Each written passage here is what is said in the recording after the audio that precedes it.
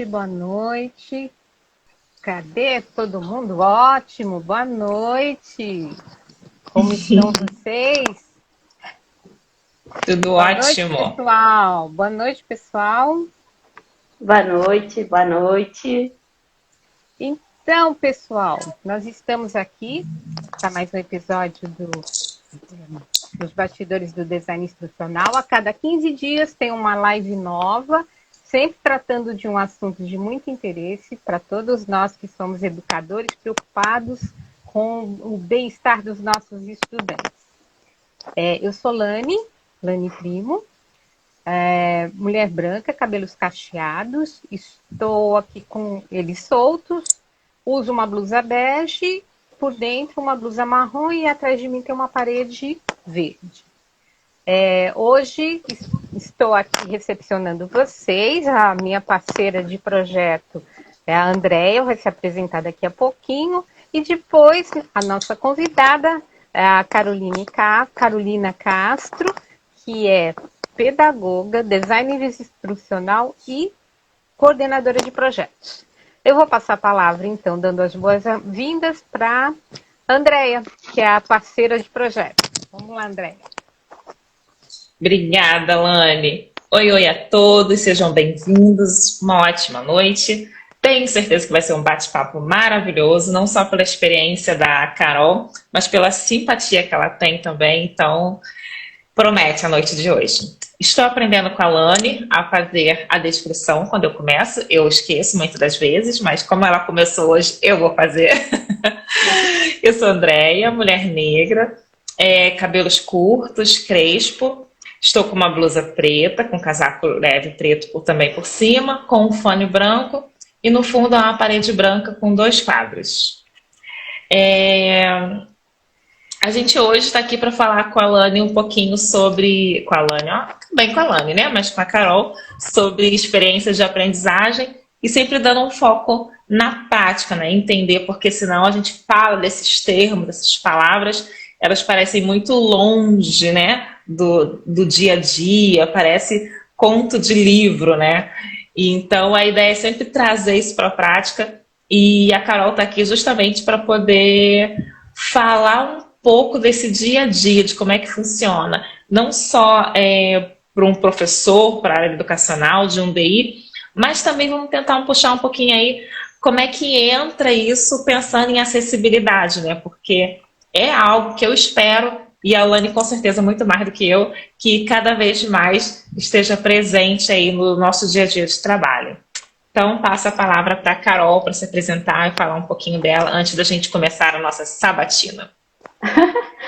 Olá, gente, boa noite. Eu sou Carol. A gente estava brincando até anteriormente a Carol Castro. Tal qual as meninas, também vou fazer minha autodescrição. Eu sou uma mulher branca. Estou usando especificamente batom vermelho, uma blusa escura e ao fundo eu também tenho uma parede com alguns itens decorativos.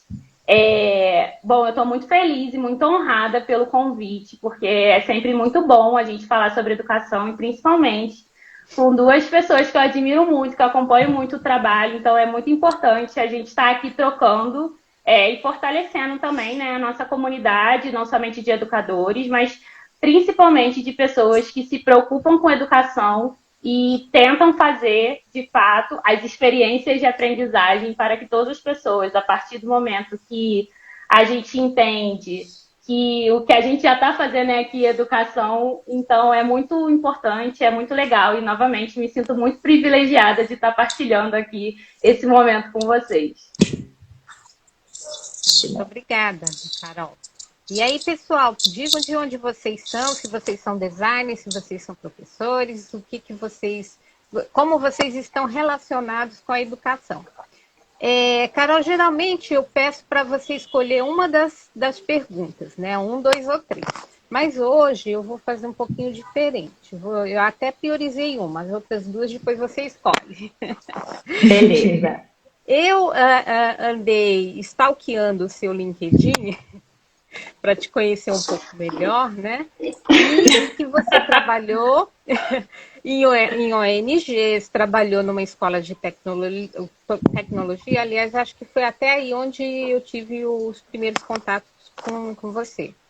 E agora você está numa instituição de ensino superior. Então, qual delas você identifica que mais aplica planejamento para a experiência de aprendizagem? E se você identificou, qual a que mais tem algum o que favorece mais na característica dessas escolas ou não? Ou que desfavoreça? Na verdade, eu acho que são, né, de certa forma, modelos diferentes, mas que a gente consegue entender, e eu acho que é esse o grande pulo do gato, digamos assim, a gente, quanto pessoas educadoras, quanto pessoas que pensam sobre educação, é a gente entender em como a gente consegue encaixar justamente a experiência de aprendizagem em diferentes formatos possíveis. Por que eu estou dizendo isso? Por exemplo, nessa ONG que eu trabalhei, a gente basicamente começou. Eu, quando comecei como coordenadora pedagógica, a gente atuava no ensino presencial, totalmente presencial. E veio a pandemia. E aí a gente teve que transpor, e aqui eu uso exatamente a palavra transpor, porque a gente não tinha um modelo de design instrucional em si, mas a gente teve que aprender fazendo. E pensando aí no nosso público-alvo, pensando em como atingir, né, os nossos alunos, que no caso a gente atendia diferentes comunidades, não somente aqui no Rio de Janeiro, de onde eu sou, mas também em outros estados. Então, a gente teve que criar experiências de aprendizagem pensando, por exemplo, em quem eram os nossos alunos. O meu aluno teria um acesso, e aqui puxando mais para o design instrucional, ele teria acesso a uma plataforma? Bom, meus alunos, eles têm, nesse contexto, né? Eles tinham geralmente um celular de 8 gigas que servia para toda a família. Eles não tinham condições, e a gente sabe que a pandemia foi terrível, mas os meus alunos em específico, nesse contexto que eu estava, eu vivenciei muito de perto o como a pandemia acabou impactando a eles também. Então, a gente tinha que pensar, bom, a experiência que eu estou querendo aqui, eu quero de fato que a gente transforme esse período que a gente está, de certa forma, que a gente trabalhava, nesse caso, na ONG, com música e cidadania, aulas de música e cidadania. Então, a gente quer, de fato, transformar aquele momento, aqueles cinco, e aqui com muitas aspas, né? Aqueles 5 minutos de aula, aqueles 5 minutos de vídeo, em qual tipo de experiência? Então, nesses diferentes locais, e hoje, no local que eu atuo como coordenadora de projetos educacionais mais voltados para ensino superior, eu pego muito dessa prática que eu tive justamente com a ONG, de tentar encaixar, e nesse momento em específico, a pandemia e tudo mais, mas assim, encaixar como essas experiências, como eu criar experiências hoje dentro de uma LMS, no caso, né, como uma plataforma de ensino, como eu posso criar experiências inovadoras e sensacionais para aquele aluno que conseguiu, né, que consegue comprar esse conteúdo, ele simplesmente se sentir transformado, ele se sentir tocado, sabe? Então, acho que são diferentes momentos, são diferentes estratégias, mas todas elas se correlacionam em um resultado só, que é justamente a gente levar a experiência de aprendizagem. Legal. Eu até vou fazer uma pergunta que nem estava aqui, mas do que você falou me lembrou. Você estava falando de experiências de aprendizagem, né, no ensino presencial, em um ambiente muito mais escolar, né, uma instituição mais escolar. E eu lembro que durante a pandemia eu cheguei a fazer uma conversa com professores da educação infantil, que durante a pandemia também tiveram que levar o ensino infantil para a modalidade à distância. E aí as professoras, elas estavam muito com muita dificuldade e angustiadas em como levar esse ensino à distância para crianças de 2 anos, 3 anos, 4 anos. E aí eu acho que passa muito por essa ideia da experiência, né? Da criança, do usuário, do aluno, para poder fazer esse ensino, né? Que não necessariamente tem que ser o online. A distância não é sinônimo de online, né? E aí eu queria saber um pouquinho de você, como é que você enxerga essa questão para o professor em sala de aula, porque eu acho que ainda o professor da sala de aula ainda não foi abraçado de verdade pelo o design instrucional, pelas técnicas que ele traz, e eu queria saber de você como é que você enxerga isso. Na verdade, assim, o que eu tenho percebido, e isso até hoje, tá? E pensando aí nesse design instrucional, eu como design instrucional ali mediano com conteudista ou conteúdo, e eu vou transpor para justamente a sua pergunta. Eu acho que quando a gente pensa, né, nessa experiência, eu sempre falo, né, com as pessoas que eu estou ali acompanhando, que eu estou aqui para fazer perguntas. E eu estou aqui para fazer muitas perguntas. E por que isso? Porque quando estou pensando em um conteúdo, eu não me pergunto, eu, Carolina, professora, primeiramente professora, será que o meu aluno de fato está aprendendo? Ou será que essa aula é para mim? Eu parto do princípio que eu estou fazendo aquela aula e meu aluno vai aprender, independente se eu, digamos aqui, estou mapeando habilidades e competências, eu estou, de fato, ensinando algo que eu tenho que ensinar sobre somar, dividir e multiplicar. Eu estou realmente colocando aí bem no sentido freiriano, de Paulo Freire mesmo. Eu estou colocando isso dentro da realidade do meu aluno. Então, eu vejo que de certa forma, é sim uma dicotomia.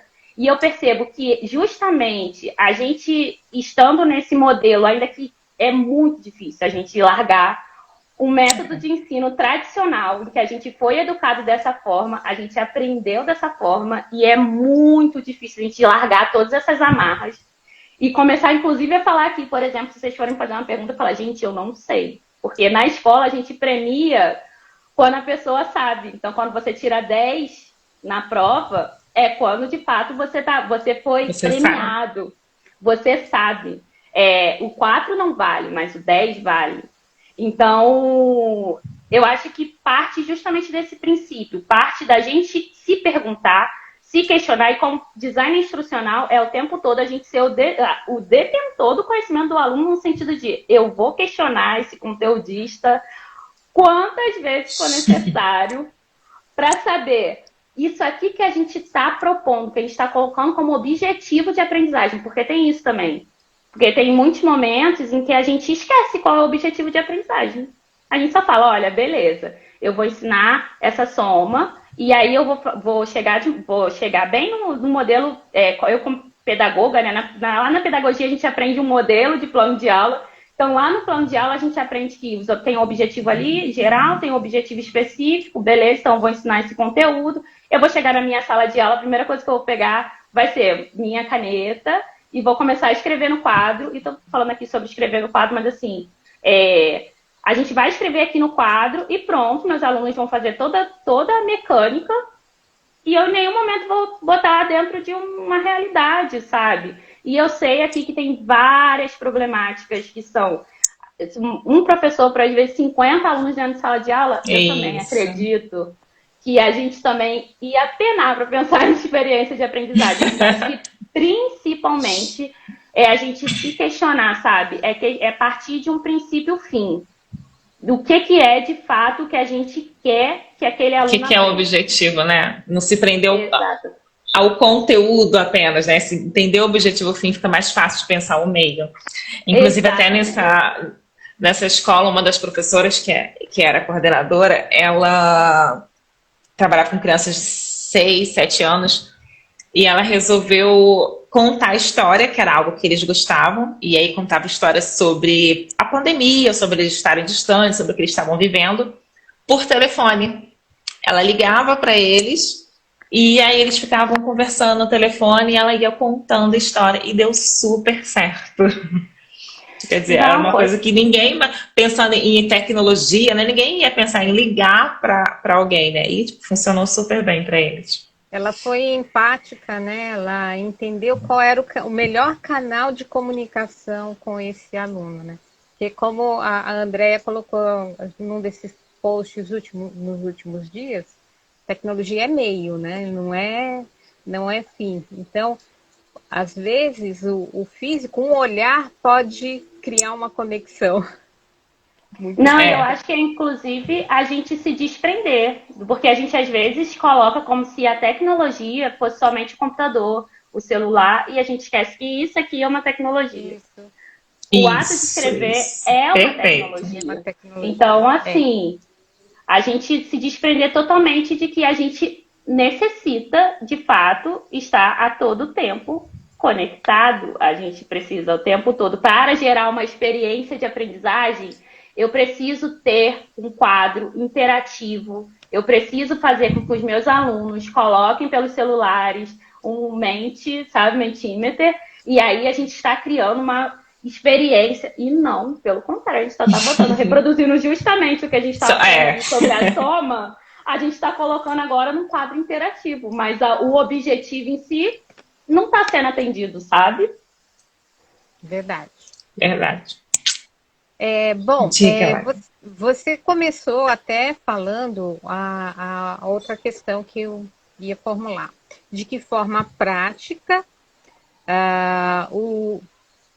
como e quanto o DI pode contribuir para o professor no planejamento para uma experiência de aprendizagem. Então, você começou, já deu uma pincelada, né, sendo questionadora, em todos os momentos, até mesmo para puxar para a realidade, né? Será que Sim, o estudante vai aprender? Será que o sim. estudante nessa experiência vai aprender? Ou será que ele vai dar o conteúdo, né? Vai cumprir a programação, vai fechar o relatório e está tudo bem? E eu acho que nesse sentido da gente ser, de fato, é realmente nosso papel aqui questionar. Eu penso que se a gente não questiona é porque tem alguma coisa muito errada, sabe? Então, não somente a gente questionar, mas eu acho que colocar, de fato, o estudante no centro do processo. Então, nós, enquanto DIs, a gente tem que ser, de fato, defensor em alguns momentos, a gente vai ser o chato. E entender que tudo bem ser o chato, entendeu? Porque eu acho que, às vezes, a gente fica em um pisar de ovos em que não, mas eu não posso perguntar aqui porque pro conteudista, porque, poxa, ele já fez tanta coisa, e eu não tô aqui desmerecendo não, tá, gente? Mas, assim, é justamente um trabalho em que ambos se entendam como co-criadores. Não existe, como em muitos lugares eu já vi, uma ideia em que o DI, por exemplo, é o revisor, sabe? Em que Ah, sim. toda a experiência de aprendizagem já foi desenhado que você vai entregar um vídeo, um texto e uma atividade de questionário. E aí você, depois que você desenhou isso, você passa simplesmente para o DI, como se ele fosse a pessoa que pudesse falar para você que, beleza, agora eu validei aqui, mas e aí, o retrabalho? Porque eu posso não validar. Não seria muito mais fácil se a gente de fato entendesse que os dois aqui, as duas pessoas, estão trabalhando em um objetivo comum, que é trazer justamente esse processo para a roda, para a gente questionar, para a gente entender como a gente pode fazer junto. Porque eu acho que a gente pode cair muito nessa cilada mesmo, de que o DI ele vai estar só ali como um validador, ele vai estar como um gestor do processo em alguns momentos em que, na verdade, eu só estou validando de beleza, meu módulo 1 entrou esses 3 objetos educacionais.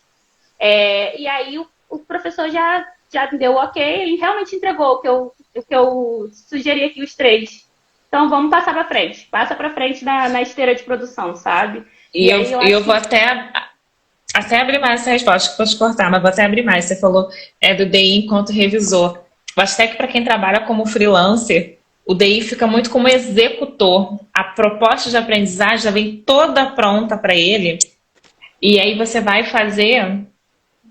Fica justamente nisso que você falou, fica nesse refaz, refaz, refaz.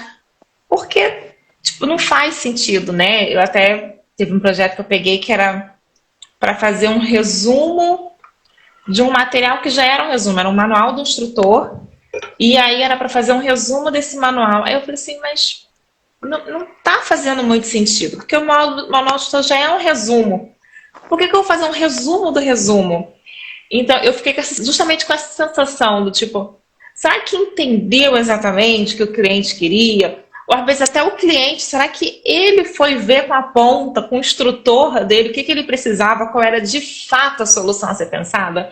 E aí, normalmente, acontece isso, quando o DI é freelancer, se ele não der essa entrada mais, mesmo que achem ele um pouco, tipo, sei, tipo, não te contratei para isso. Se não der uma entrada a mais, não questionar um pouco mais, você fica só como executor e aí você entra nesse espiral de ficar refazendo, porque não dá certo, não chega onde a pessoa quer de fato.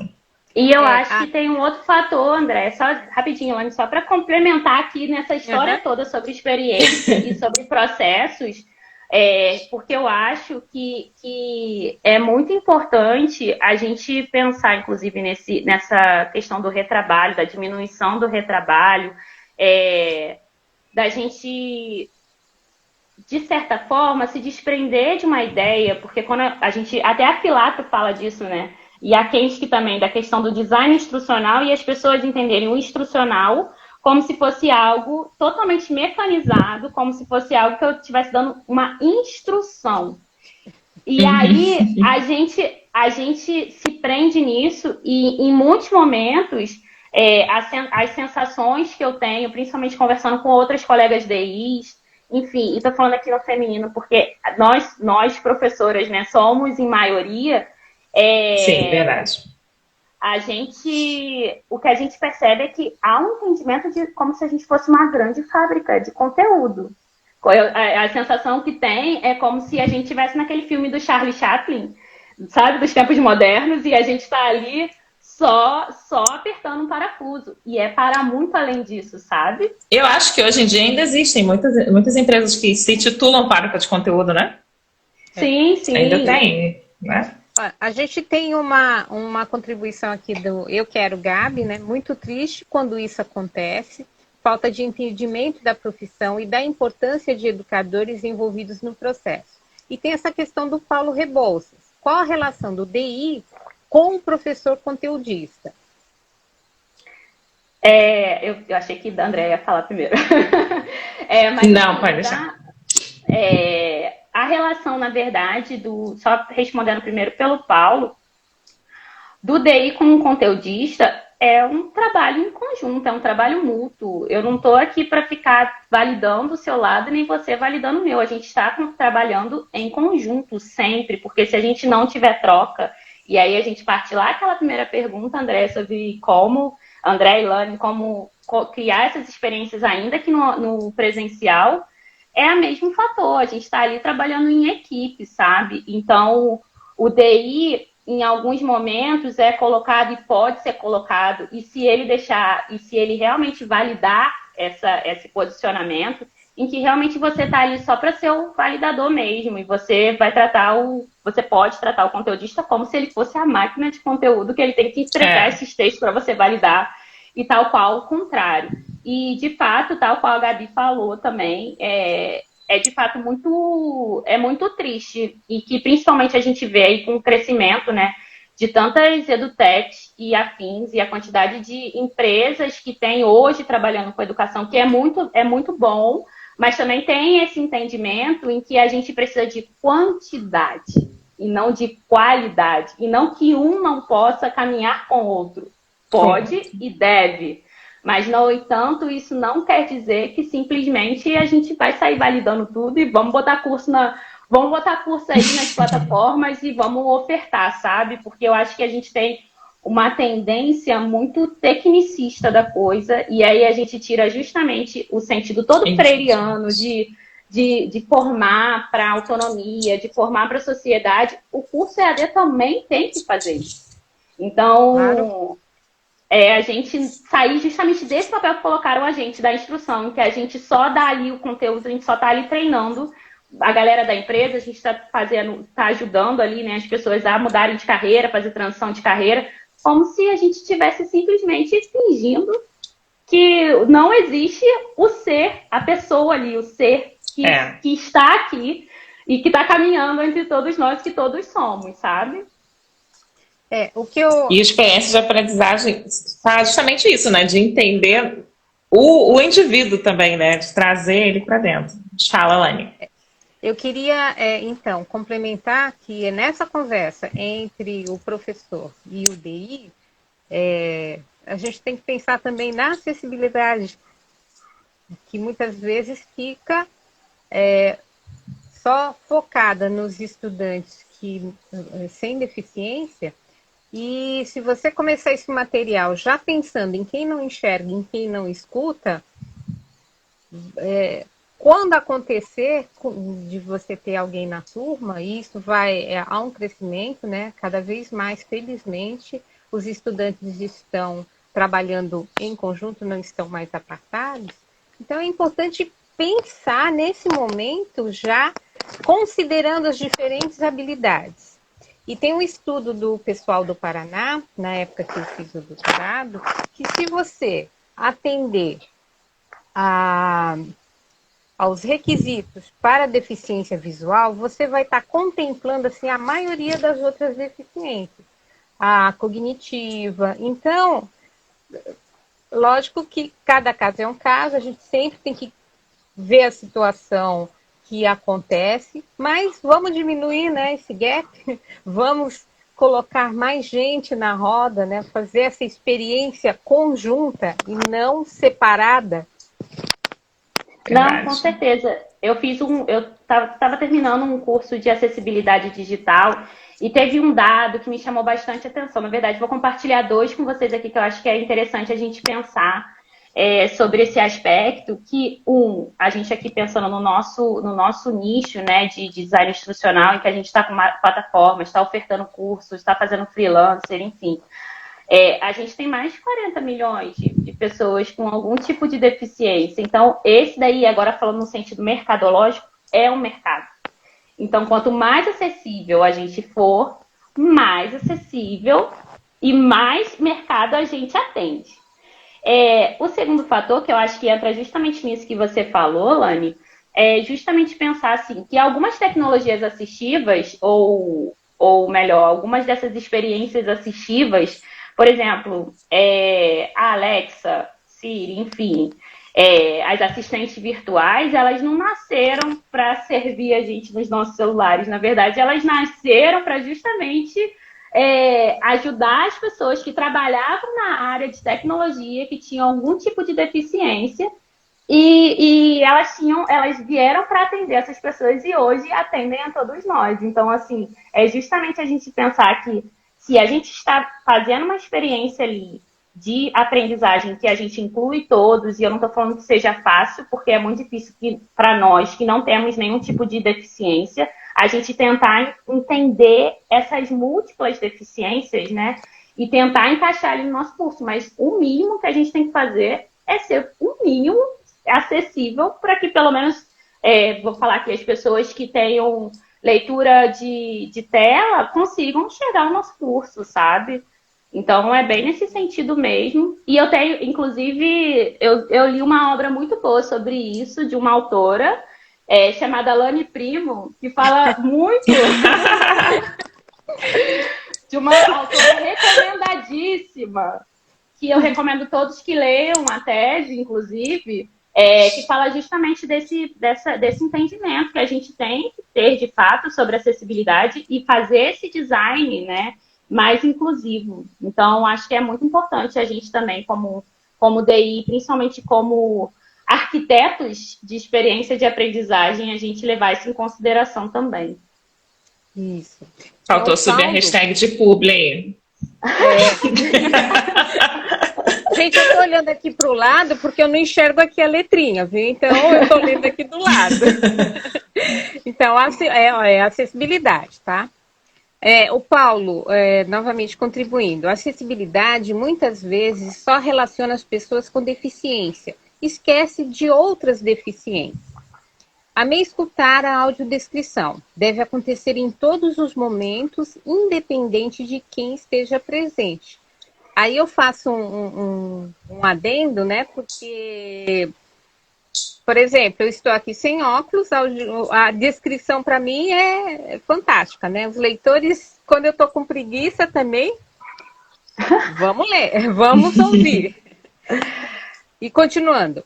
Acessibilidade e a diversidades devem ser dialogadas nas escolas, isso mesmo. E há também uma atenção especial para as pessoas neurodivergentes, né, que não são consideradas pessoas com deficiência, mas o que elas têm? Elas têm um jeito do cérebro funcionar diferente e que às vezes foge do convencional das aulas. Então é preciso também estar aberto a todas essas diferenças.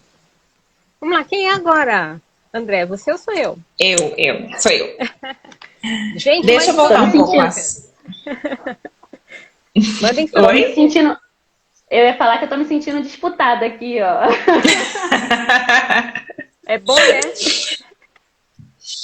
Deixa eu voltar um pouquinho, que a gente estava falando da questão do DI ser visto como revisor, ser visto como mero executor, da questão de ficar refazendo o trabalho. E aí eu quero fazer um gancho, que eu vi que você finalizou agora uma mentoria com uma outra Carol sobre métodos ágeis, né? E aí eu queria saber se você... Eu sei que você acabou de terminar, não sei se você já conhecia antes, tinha colocado em prática, mas do que você já viu e tal, você consegue enxergar na prática como é que esses métodos ágeis podem fazer diferença nesse resultado, nessa questão do DI, executor, revisor, de tantas revisões, de tantas mudanças, enfim? Olha, Andréia, eu tenho um grupo de amigas que inclusive eu mencionei nessa postagem lá no LinkedIn, que é a Gabi, a Gabriela, Quero e a Ana Raquel, e uma das coisas que a gente sempre conversa é da importância do DI ser, tal qual você até falou no seu stories, e eu fiquei super feliz porque a gente está, de certa forma, conectado e a gente pensou em uma outra nomenclatura, mas a gente conversa muito sobre o fato de ter o DI hoje uma visão em T, de ser um DI em T. E não é em T em tecnologia, mas entendendo as soft skills, as hard skills e quais são os outros parâmetros que a gente tem que permear. E hoje, quando eu penso não somente, novamente, no meu papel como professora, mas no meu papel como designer instrucional, eu vejo que a gente tem que beber de muitas fontes. Para justamente, se a gente hoje está falando sobre experiência de aprendizagem, a gente tem que falar sobre o UX Writing, design de conteúdo. Então, a gente também tem que pensar sobre como a gente pode entregar o nosso conteúdo com a maior qualidade possível, pensando em todas as diferentes frentes, em que a quantidade, e aí entra justamente no que eu falei, que não quer dizer que eu estou usando o método ágil, que eu tenho que entregar 10 cursos em um mês, e de péssima qualidade. A agilidade não é isso. A agilidade é a gente entender, e aqui, novamente, como você falou, eu estou estudando ainda sobre isso, fiz a mentoria, mas para mim fica muito claro que a agilidade está aqui, na verdade, para a gente conseguir organizar os processos, a gente pensar em quais são as formas que a gente pode gerenciar esse processo e entender os possíveis gaps. E eu acho que hoje em dia, e aí como eu até falei, né, sobre a entrada das edutechs e a quantidade de tecnologia e indústrias tecnológicas que estão entrando e adentrando na educação, o método ágil, e aí você pode entrar tanto em Scrum, quanto em Kanban, em Scrumban. Eu ando fazendo muitos experimentos dentro da minha equipe para a gente justamente entender como que a gente pode ter uma cadência de entrega em que não somente o número de dias que o curso vai ficar pronto seja um fator decisivo de eu lançar o curso ou não. É entender que dentro desse processo, se algum dos meus analistas educacionais falar, e a gente sempre delibera em equipe, olha, esse conteúdo eu acho que a gente ainda vai precisar refinar um pouquinho. é dizer, então a gente vai refinar, porque eu prezo pela qualidade, não pela quantidade. Isso. Então, eu acho que os métodos ágeis aí, eles entram também nesse design instrucional em T, como eu falei,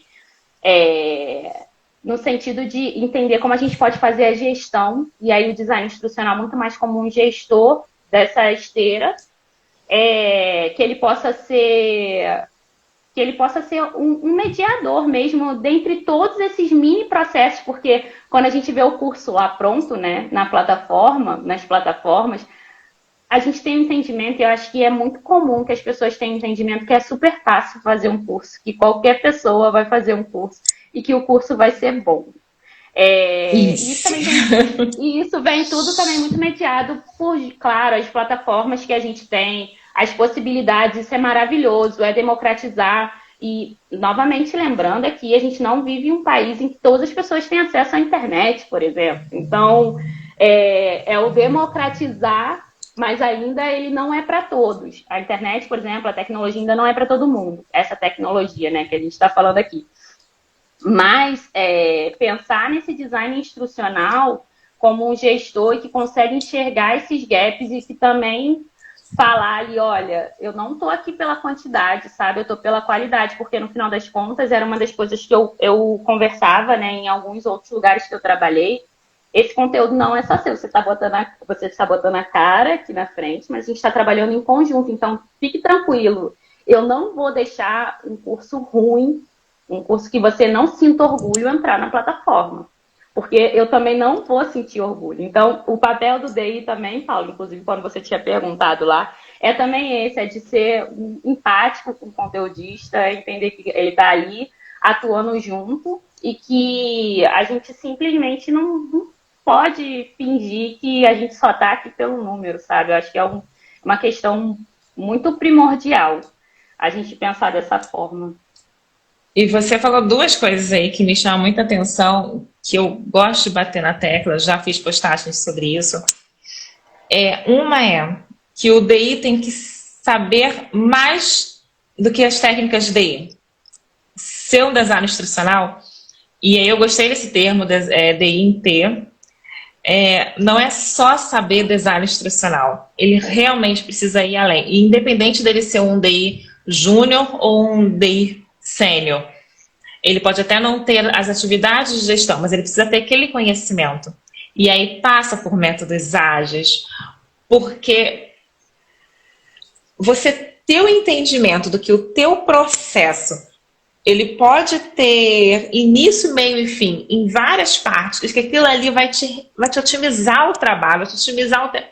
Nossa, assim... Saber passar isso para o cliente faz muita diferença. Você saber aquilo ali na prática faz muita diferença. Então, saber métodos ágeis, saber soft skill, como isso influencia, né? Como a Alane lembrou ali que eu falo que a tecnologia não é o fim, ele é um meio. Então, as habilidades, na verdade, é o que faz tudo acontecer. É o carrinho que leva tudo isso. Então, saber todas essas informações é um diferencial muito grande para o DI. E o outro ponto que você tocou é que quando a pessoa vê aquilo ali pronto, vê aquele curso pronto, olha, foi simples fazer isso, né? Não sabe tudo que tem por trás. Eu tenho uma postagem também que fala atrás da porta, que é justamente isso. Atrás da porta tem muita coisa. E aí, eu acho que também, não sei se vocês concordam comigo, mas eu acho que também é um pouco falha nossa. Da gente não mostrar o trabalho que é, de não deixar claro e mostrar para você, olha, isso aqui está aqui porque eu sei que tem a metodologia tal, a técnica tal, a teoria tal, que diz que é melhor dessa forma do que esta forma. Dessa forma aqui você vai acelerar o seu processo de aprendizagem diferente desse aqui, porque a gente também não sabe ter essas métricas, não sabe colocar isso ali muitas das vezes de uma forma, acho que para alguns, talvez uma forma muito mais em números, uma coisa muito mais palpável do que só falar teoria, só com muitas aspas aí, porque às vezes você não está falando com alguém de educação, então para ele a teoria talvez não tenha uma pegada da mesma forma. Então é preciso trazer uma métrica, uma coisa mais de business, digamos assim, do que de educação. Então, eu acho que isso passa por uma falha nossa também de não saber trazer isso. Não sei como é que vocês pensam nesse sentido. Para o gestor, a gente tem que colocar sempre na linguagem que ele entende, né? Então, tem que falar do ROI, né? O resultado do investimento dele, como isso vai agregar ou não, de que forma isso vai acrescentar, ele vai ter um retorno que muitas vezes não é o financeiro, mas talvez em reconhecimento, em marca, em outros valores que vão agregar muito mais a esse produto, ele vai conseguir muito mais aluno ou dar um retorno melhor para a sociedade. Né? Então, muitas vezes a gente tem que entender qual é a linguagem que ele fala e também dar uma resposta, um argumento naquela linguagem. Ele entende. Não, eu super concordo, André. É uma das coisas que eu falo para todas as minhas amigas, por exemplo, da importância da gente se colocar, inclusive, enquanto educadores, no sentido de, se eu não conseguir colocar, vou dizer aqui um exemplo prático. Eu tenho mestrado em educação, né? E eu lembro que assim que eu terminei o mestrado, na época, eu fiz um estágio de docência e tudo mais. E a aula que eu ministrava era sobre sociologia da educação. E aí depois que eu terminei então a gente estudava Bourdieu, a gente estudava toda essa galera, todos os sociólogos que pensavam educação. E aí, logo depois, eu entrei nessa ONG e eu gostava muito de conversar com as mães dos meus alunos, com os pais dos meus alunos. E teve uma vez em que a gente conversou sobre questões, e aí, se a gente fosse botar aqui no academicismo, no academiquez, em que o Bourdieu fala sobre hábitos, ele fala sobre a questão do dominado, do dominante. E a conversa que eu tive com essas mães, a gente estava falando sobre Bourdieu, mas estava falando de uma outra linguagem. E a gente entendia. O nome Bourdieu não precisava entrar na conversa, né? Não precisava, e eu não precisava falar que ele era um sociólogo francês, que a gente tem artigos e que eu conheço, porque eu dei. Enfim, então eu acho que a gente se coloca, e aí também é um erro, e aqui com muitas aspas, tá? Porque eu amo academia, sou academia, bebo da teoria e prática, elas não se dissociam, muito pelo contrário, ainda que muita gente ache que a prática ela se vale e ela somente se basta e a teoria não precisa. A gente tem essa tendência de a gente se fechar, e a gente, quando escreve artigo, quando a gente escreve alguma coisa, a gente só fala com os nossos pares. Então, se a gente não sai justamente dos nossos pares, as outras pessoas, e a gente abre pressupostos para que outras pessoas que não trabalham com educação venham falar para esses espaços o que é educação, o que tem que fazer, como fazer, e por aí vai. Então, assim, eu acho que por exemplo, é muito importante esse momento aqui que a gente está trocando, porque é um momento em que eu acho que, além de tudo, é muito representativo por sermos uma categoria majoritariamente feminina. Então, são 3 mulheres aqui falando sobre assuntos relacionados à educação, entendendo o que a gente está falando, como a gente está falando, a importância desse momento aqui e, principalmente, como a gente trazer, de certa forma, algo que a gente vivencia e a gente bebe lá da prática,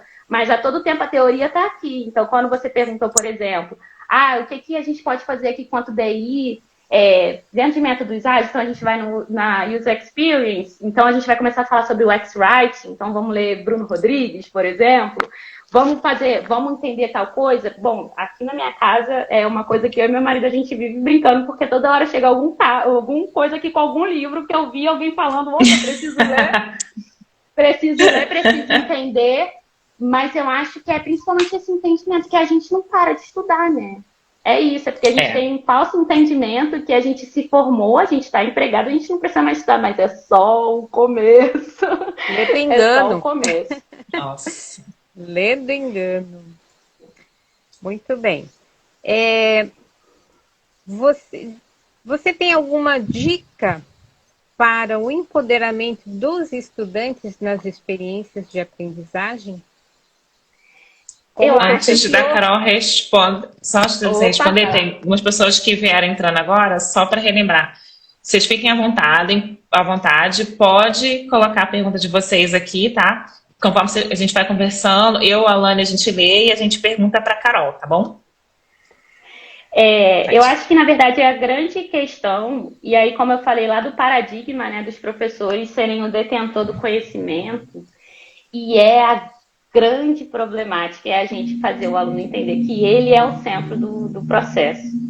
Eu não sei se vocês entendem dessa forma, mas assim, acho que a gente está tão acostumado em um professor ser o detentor do conhecimento e o aluno ele só está ali para receber o conhecimento e ele mesmo já se coloca nesse papel em que ele não sabe ou que ele acha que não sabe sobre algum assunto. Então, dentro de principalmente pensando em plataforma, uma das coisas que eu acredito é que a gente primeiro tem que dar esse papel, como eu diria assim, passar esse bastão de certa forma para o aluno e deixar ele ciente que ele está ali também, que é um processo mútuo, somos nós dois aqui, eu vou te dar certas ferramentas e você vai me dar uma devolutiva, você vai me falar que não tá bom.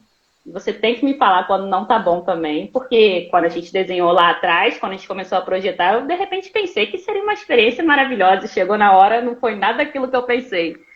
Então, eu acho que, principalmente pensando aí em um momento em que a gente está, que as ofertas de curso, as ofertas de conteúdo são muito grandes, eu diria que o primeiro fator e que o aluno, sem que ele saiba, ele se correlaciona com o professor, é o ato de planejar.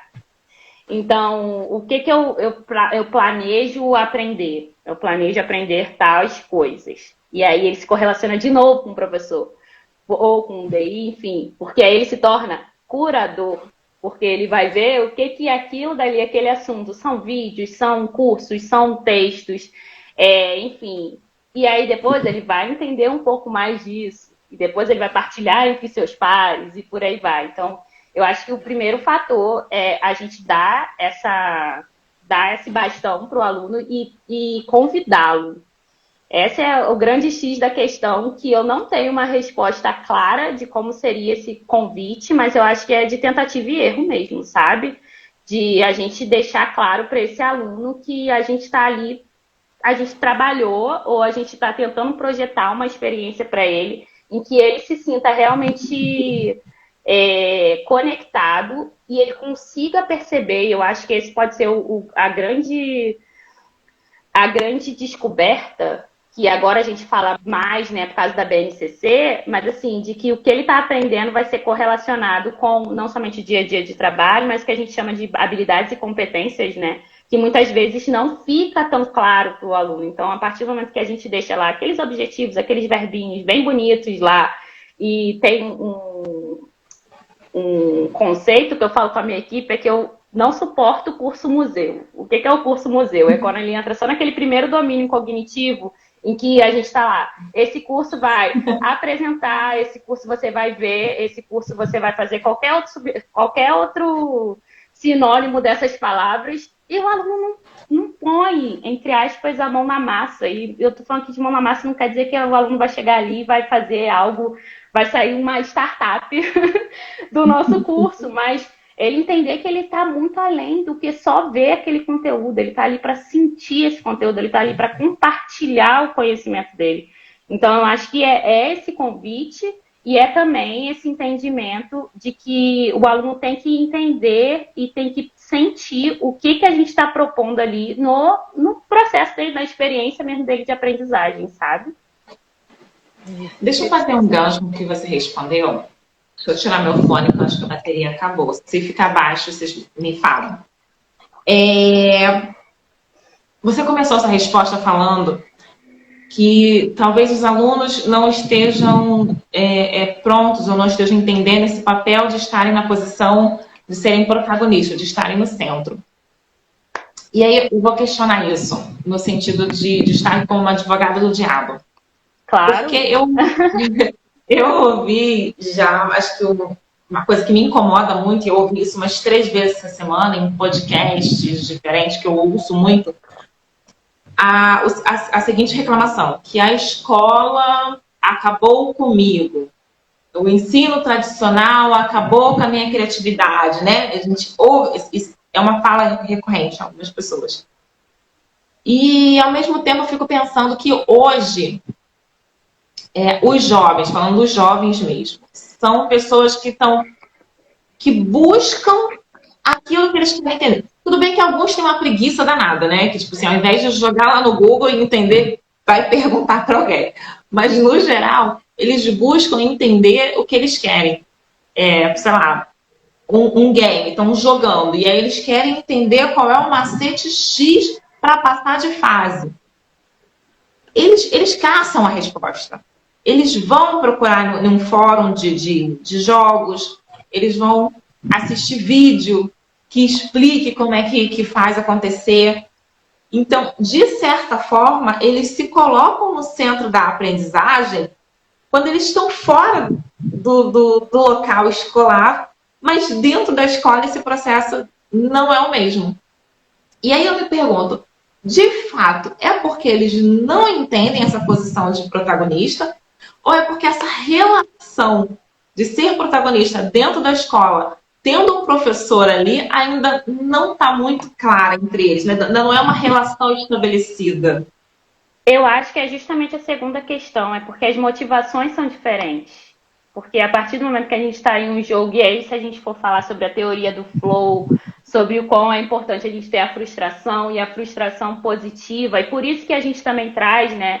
E aqui eu tô falando a gente, num sentido de beber dessa teoria e tentar entender como eu consigo aplicar no meu dia a dia. Mas assim, por isso que de certa forma vem aí muito forte a questão da gamificação. E em alguns momentos você vê que ela é bem esvaziada, que ela é bem na recompensa, e que ela não traz justamente essa questão do, poxa, eu tô perdendo ali no chefão, e eu preciso passar do chefão. Então eu vou procurar maneiras de passar desse chefão. Eu acho que ainda, pelo amor de Deus, assim, a escola é importantíssima. Esses dias estava eu e meu marido assistindo um programa e a gente estava vendo algumas famílias que têm homeschooling e a gente conversando, eu falei, pelo amor de Deus, isso aqui é impensável. Criança tem que estar na escola. Mas, assim, eu acho que justamente a visão sobre... homeschooling nascendo, viu? Sim, estou sabendo. Mas deixa que esse assunto para outro papo. Mas, assim, o que eu tô querendo dizer é o seguinte, é que eu acho que não é nem que ele não entenda, eu acho que os tipos de estímulos são diferentes. É diferente quando você tem ali um jogo em que você quer passar do chefão de qualquer jeito, que o jogo é bonito. Uma coisa que eu falo sempre com a minha equipe é, gente, eu quero um curso bonito, em que a gente olha aqui e fale, nossa, essas cores são maravilhosas. Esse aqui dá vontade de assistir esse vídeo, porque é um vídeo bem feito, é um vídeo... Não há como negar, mas tem que entrar também. Não há como negar isso. Exatamente. Então, eu acho que quando aí entra, justamente se a gente pegar aqui a escola tradicional zona, tá? Que é o que a gente tem na maioria dos espaços, que você tá com um quadro, um giz, não, né? A caneta, marca quadro, enfim, que a gente, por mais que o professor ele tente lhe dar estímulos, eu acho que é muito difícil desvincular essa imagem de escola, o que a escola tá ali para te punir, sabe? De certa forma.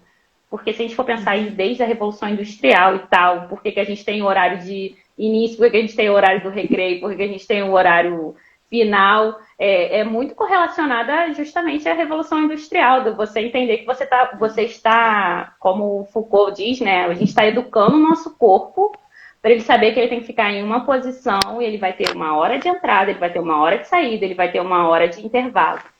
Então, acho que é um grande desafio. Eu acho que quando a gente vê, por exemplo, igual a Escola da Ponte e outras iniciativas nesse sentido, ou até mesmo a pesquisa da professora Lilian Bacchini, quando fala sobre STEAM, fala sobre sala de aula invertida, eu acho que são esses tipos e pequenas, porque são ainda, a gente não vê na grande massa, né? Esses tipos de metodologias, essas questões diferentonas que muitas vezes não chegam nem para o professor, sabe?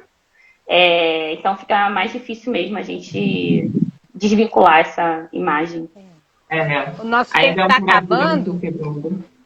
O nosso tempo está acabando, mas eu gostaria de pontuar aqui. A Andrea escreveu a aprendizagem transmídia. Não sei se ela percebeu, mas a aprendizagem transmídia é justamente essa lógica que você desenhou, né? O interesse que vem lá do estudante, ele se sente empoderado em buscar tudo isso, em fazer as conexões, em aprendizagem formal. Então, ele vai fora da escola buscar aquilo que ele não encontra como resposta. E isso eu identifiquei muito na tese, né? Na pesquisa com os estudantes com deficiência. Porque como eles não encontram material, então eles vão atrás. Porque não encontram aquilo que atende à necessidade de aprendizagem deles. E para terminar, aqui tem algumas contribuições, né? O Paulo falou sobre o professor mediador, o aluno protagonista. Aí o Cris, 1990, concordou, dizendo que uma boa descrição de mão na massa motiva qualquer aluno. E novamente o Paulo, estou aprendendo com os meus alunos na utilização do Minecraft, na criação de projetos. Então, problema e projeto é a tônica, né? Acho que fico mais motivado que meus alunos. Então, é parceria, né? A experiência de aprendizagem não é só do estudante aprendendo, mas é toda a comunidade que está em volta dela. Sim. Com as interações, com as trocas. Deixa eu só fazer 2 detalhes. Sei que a gente está no tempo apertado, mas fazer 2 detalhes. Um do que acho que foi o Paulo que falou, né? Professor mediador, aluno protagonista. Eu lembro que na minha tese do mestrado, eu falei sobre o fato de que o professor tem que ser um mediador um pouco mais ativo. E eu fui super mal interpretada. Mas a gente está voltando, que não sei o que, não. Eu falei assim, não é isso. É porque eu acho que quando entrou essa ideia de que o professor é só um facilitador, essa fala de só um facilitador, só um mediador, ele foi para uma posição muito passiva, achando que, ok, agora eles... você. Exatamente. E não, tipo assim, a posição de facilitador e mediador é uma posição muito estrategista, que tem muita ação, tem muito planejamento, tem muita coisa por trás. Não é só dar o conteúdo e deixar que eles estudem. Então, era muito mais nesse sentido de mudar esse mindset de professor, mediador, é um cara muito estrategista e muito ativo. Ele não é aquele professor que transmite conteúdo, mas ele cria toda a rede, ele testa toda a rede por trás para que esse aluno protagonista consiga deslanchar. E o outro detalhe que eu ia falar, já que a gente está falando de experiência aqui de aprendizagem, eu tenho um pequeno de quase 4 anos, né? Então eu tento ao máximo não fazer aquele em casa de ferreiro espeto de pau. Tento ao máximo não ser dessa forma. Às vezes acontece um porque sim, mas às vezes eu faço, tento, né? E aí esses dias a gente estava andando na rua, ele viu a lua e não sei o nome, minguante, crescente, enfim, ela estava só com um sorrisinho, né? E eu fui, brinquei com ele, pessoal, olha, a lua tá sorrindo. Ele, a lua tá sorrindo, mamãe? Eu falei, sim, é. Mas aí eu fui, parei e mostrei para ele, olha, você tá vendo? Ó, dá para ver o círculo certinho, mas tem uma parte escura que é uma sombra e tem só a pontinha dela aparecendo com o sorriso. E aí ele me perguntou, de quem é aquela sombra? Eu falei assim, vamos perguntar pro papai? Meu marido adora explicar e tal. Aí a gente chegou em casa, aí ele começou a explicar, falou da terra, do sol. Aí eu vim com a lanterna do celular, a gente apagou a luz da sala, botei a lanterna do celular, aí ele fez a sombra com a mão no meu rosto. Eu falei, olha, é a sombra. Quando a gente fez isso, ele deu um sorriso que a gente percebeu, tipo assim, entendeu. Ele entendeu da onde vem a sombra. Foi quando ele mostrou, assim, fechou a mão na minha frente, aí fez a sombra no meu rosto, e aí ele deu um sorrisinho assim, a gente entendeu. Então, tipo assim, é a experiência da aprendizagem. A gente pegou uma coisa que ele queria entender e levou aquilo para a teoria. E aí só reforça o que a gente falou aqui. teoria e prática andam junto, mas assim, só entende isso quando você percebe que o processo pode ser de prática para teoria, nem sempre é de teoria para prática. Então, era só para Exatamente. compartilhar. E sempre questionando. E sempre questionando, e só para fazer mais ainda, mais adentro sobre a sobre a sua resposta. Você falou sobre a questão do professor, mediador e tal, e como a gente tem que ser planejador. E aí, puxando aqui pro nosso lado, tal qual o DI. Tal qual o DI também tem que estar nesse. Ele não é o mediador, ele não é só o facilitador, ele também tem muito papel ativo, ele também tem que se colocar nesse espaço para justamente tudo que a gente discutiu aqui não acontecer. De justamente de ser colocado de lado e achar que é só a gente estar ali só nessa validação, tá tudo ok, vamos botar na plataforma e vamos para outra, sabe? Então, é isso, é no cerne da questão que você tocou. Eu acho que é sobre isso no final das contas, sabe? É que a gente, de fato, está aqui para. E aí, o mediar é, de fato, colocar ali tudo isso, esse monte de gente que está envolvida, essa galera toda para fazer um curso, essa galera toda para fazer um conteúdo, ou essa galera toda para botar a quantidade de crianças dentro de sala de aula e o professor dá aula e a quantidade de N questões que permeiam tudo isso, é o nosso papel estar aqui também nesse entendimento geral e a gente ser empático, entender onde que a gente cabe e até onde a gente não cabe, como a gente poderia caber, sabe? Verdade. Então, eu vou tentar aqui fazer um resumo, né, para a gente ir para as considerações finais e as despedidas, né?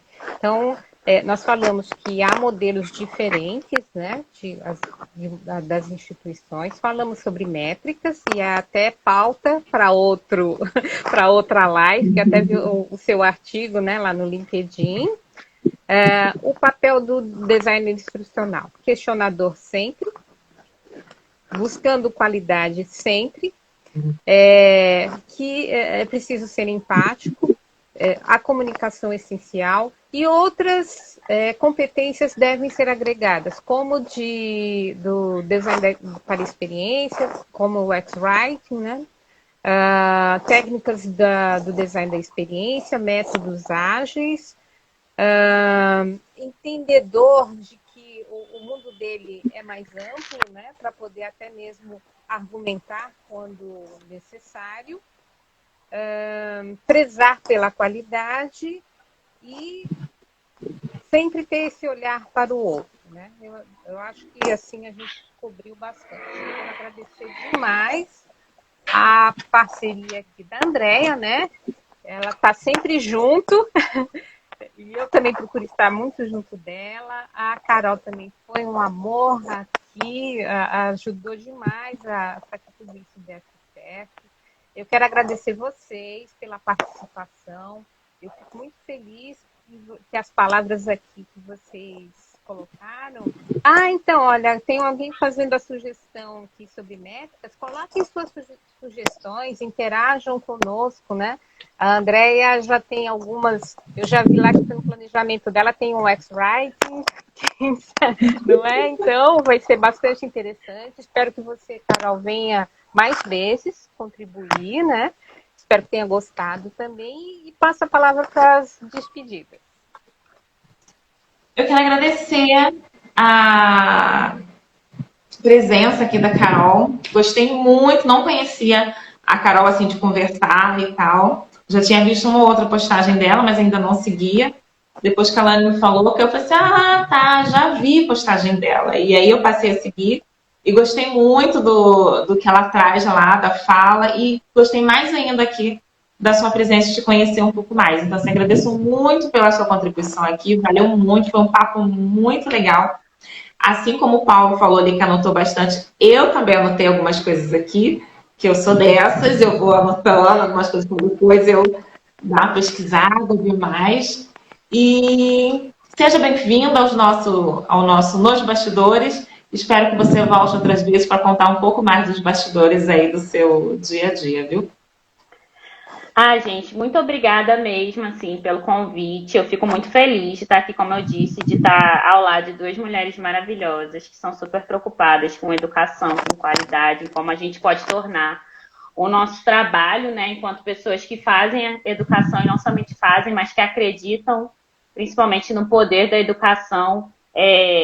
Enfim, de trocar aqui com vocês foi um prazer. Já, como eu disse, já tietava vocês pelo LinkedIn, então é muito legal, assim, ter tido a oportunidade e ter vindo aqui, de certa forma, contar um pouquinho, porque a gente, em uma hora, a gente gosta de falar, né?